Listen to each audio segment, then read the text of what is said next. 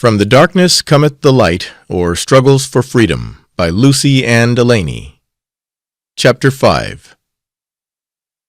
There's a joy in every sorrow, there's a relief from every pain. Though today 'tis dark tomorrow, He will turn all bright again. Before the sheriff bade me good night, he told me to be in readiness at 9 o'clock on the following morning to accompany him back to court to hear the verdict. My mother was not at the trial. She had lingered many days about the jail expecting my case would be called, and finally when called to trial the dear, faithful heart was not present to sustain me during that dreadful speech of Mr. Hutchinson. All night long I suffered agonies of fright. The suspense was something awful, and could only be comprehended by those who have gone through some similar ordeal. I had missed the consolation of my mother's presence, and I felt so hopeless and alone. Blessed mother, how she clung and fought for me. No work was too hard for her to undertake.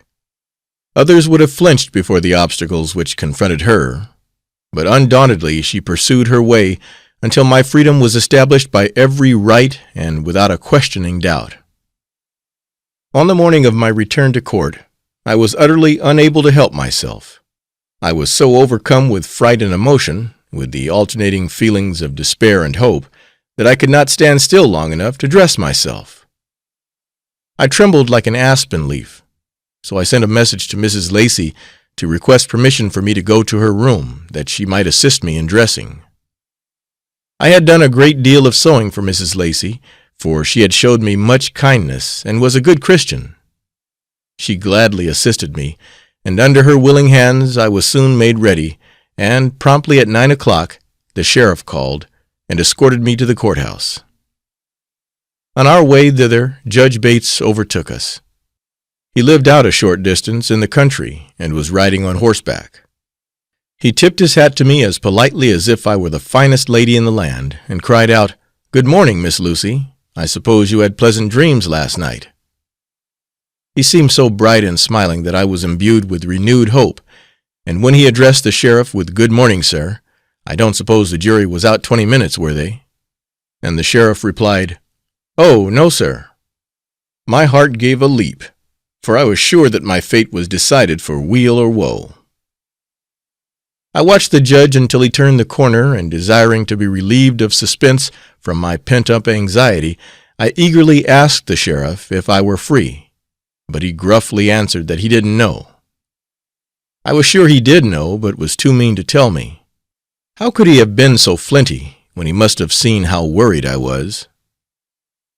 At last the courthouse was reached, and I had taken my seat in such a condition of helpless terror that I could not tell one person from another. Friends and foes were as one, and vainly did I try to distinguish them. My long confinement, burdened with harrowing anxiety, the sleepless night I had just spent, the unaccountable absence of my mother, had brought me to an indescribable condition. I felt dazed, as if I were no longer myself. I seemed to be another person, an onlooker, and in my heart dwelt a pity for the poor lonely girl, with downcast face, sitting on the bench apart from anyone else in that noisy room. I found myself wondering where Lucy's mother was, and how she would feel if the trial went against her. I seemed to have lost all feeling about it, but was speculating what Lucy would do, and what her mother would do, if the hand of fate was raised against poor Lucy. Oh, how sorry I did feel for myself. At the sound of a gentle voice I gathered courage to look upward, and caught the kindly gleam of Judge Bates's eyes as he bent his gaze upon me and smilingly said, "I will have you discharged in a few minutes, Miss Lucy." Some other business occupied the attention of the court, and when I had begun to think they had forgotten all about me, Judge Bates arose and said calmly, "Your Honor, I desire to have this girl, Lucy A. Berry, discharged before going into any other business." Judge Mullenphy answered, "Certainly." Then the verdict was called for and rendered, and the jurymen resumed their places. Mr. Mitchell's lawyer jumped up and exclaimed, "Your Honor, my client demands that this girl be remanded to jail. He does not consider that the case has had a fair trial. I am not informed as to what course he intends to pursue, but I am now expressing his present wishes." Judge Bates was on his feet in a second and cried, "For shame! Is it not enough that this girl has been deprived of her liberty for a year and a half, that you must still pursue her after a fair and impartial trial before a jury in which it was clearly proven and decided that she had every right to freedom? I demand that she be set at liberty at once." "I agree with Judge Bates," responded Judge Mullenphy, "and the girl may go." Oh, the overflowing thankfulness of my grateful heart at that moment! Who could picture it? None but the good God above us. I could have kissed the feet of my deliverers, but I was too full to express my thanks. But with a voice trembling with tears, I tried to thank Judge Bates for all his kindness. As soon as possible I returned to the jail to bid them all good-bye and thank them for their good treatment of me while under their care. They rejoiced with me in my good fortune and wished me much success and happiness in years to come.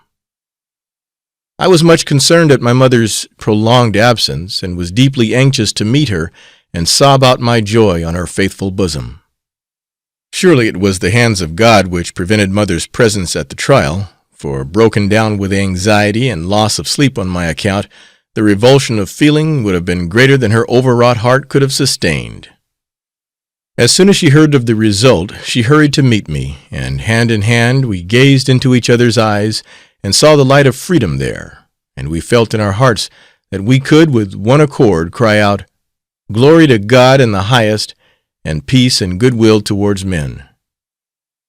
Dear, dear Mother, how solemnly I invoke your spirit as I review these trying scenes of my girlhood so long ago.